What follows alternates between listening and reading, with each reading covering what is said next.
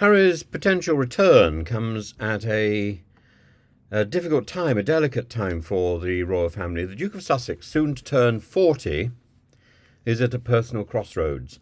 And while there is speculation that he misses certain aspects of his previous life, he has already carved out a distinct identity in the US with a new circle of friends, projects that appeal to his individualistic vision of life outside the traditional royal roles that he was brought up to fulfill.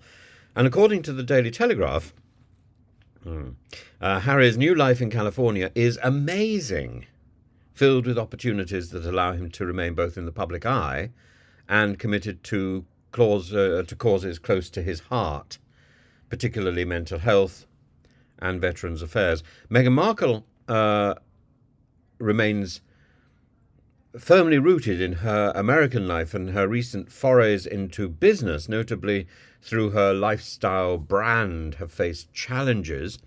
Her American Riviera Orchard brand encountered a stumbling block in the last few days when the US Patent and Trademark Office refused her trademark application, as American Riviera is commonly associated with Santa Barbara, where the Sussexes live. Nevertheless, Meghan has been resilient, teasing her products through celebrity channels, social media influencers, a strategic move that keeps her and the brand relevant despite these legal setbacks. When it comes to their potential return to the UK, there are both practical and deeply personal obstacles. In an interview aired as part of the documentary Tabloids on Trial, Harry said that the safety concerns for Meghan were paramount. He said that it would still be dangerous for her to return to the UK due to the intense scrutiny and the hostile attention that the Sussexes have received, citing concerns about the actions of lone actors who might be incited by negative media coverage.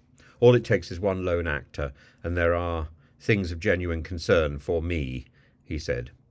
And he's right, of course.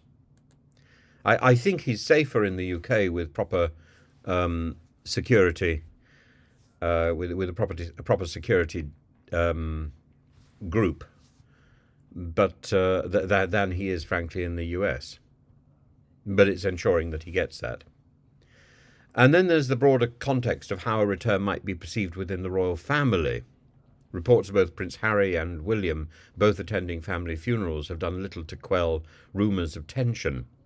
And while King Charles has publicly expressed a willingness to keep the door open for reconciliation, William's stance has been more guarded. This is critical because without a more public gesture of reconciliation, it's hard to see how Harry could smoothly re-enter the royal fold. But I think it's important to recognise that the basic principle of kingship is one of grace. Grace received at the coronation, grace anticipated, and grace projected. And it comes with the chrismation, the charism of chrismation. And the graceless way in which Harry is treated is not appropriate to kingship.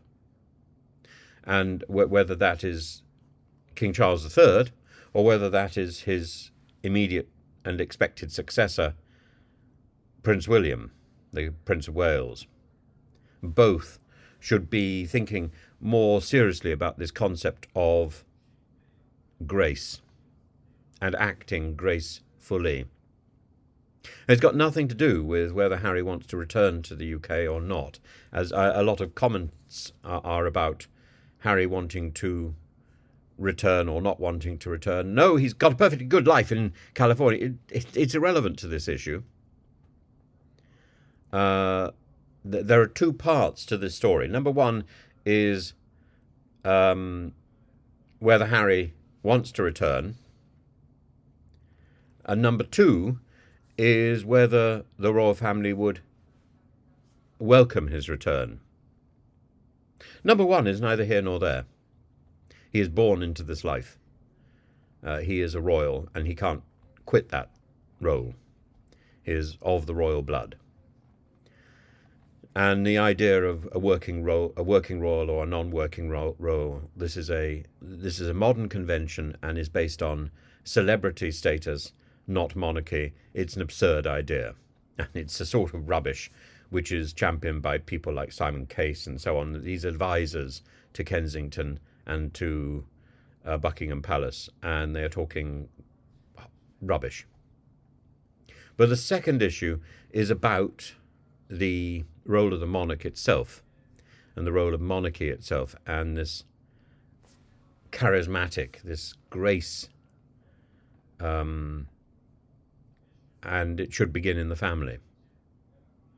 A reconciliation in the country cannot be effective if it's not present in the family.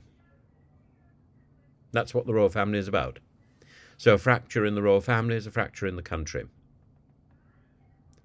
And if the king and the royal family cannot get their own family together, then how can they expect to lead the country? Put bluntly, that's the issue. So it's not about whether Harry wants to return, or it's got very little to do with Harry's wishes. It's to do with the projected wishes of the king and his immediate successor. And that has been, in its most favourable reading, unclear. In its least favourable reading, it's been hostile. I would like to think of it being unclear. Clarity is needed. And the Duchess of Sussex has made it clear that returning to the UK would not be an easy decision, citing both personal safety and the toxic environment of British media as significant deterrents. Well, that needs to be changed.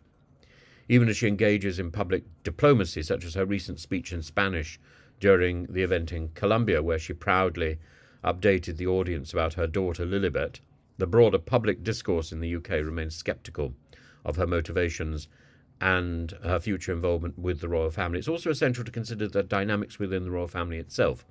Catherine, the Princess of Wales, reportedly wants to avoid any family drama, particularly after her own health struggles, and she's right. And according to royal biographer Robert Jobson, who has written extensively about her, she is someone who solves problems and rises above the drama. We're a problem-solving family. And this perspective may align with a broader strategy within the royal family to maintain a united front publicly, despite any lingering internal tensions. Well, I think it needs to get beyond that as well.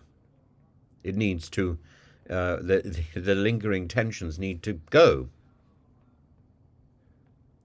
There has to be one message, and that is of unity.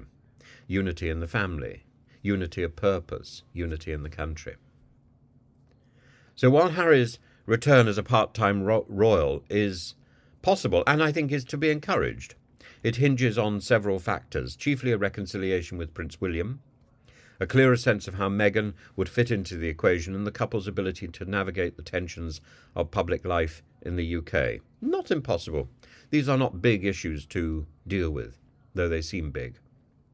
Their future, particularly Harry's, may very well depend on how much they can bridge the gap between their current lives in the US and the deep-rooted expectations of the modern royal family. Until then, the Sussexes will continue to live in their unique hybrid space between royalty and celebrity. And I think it's not a healthy space.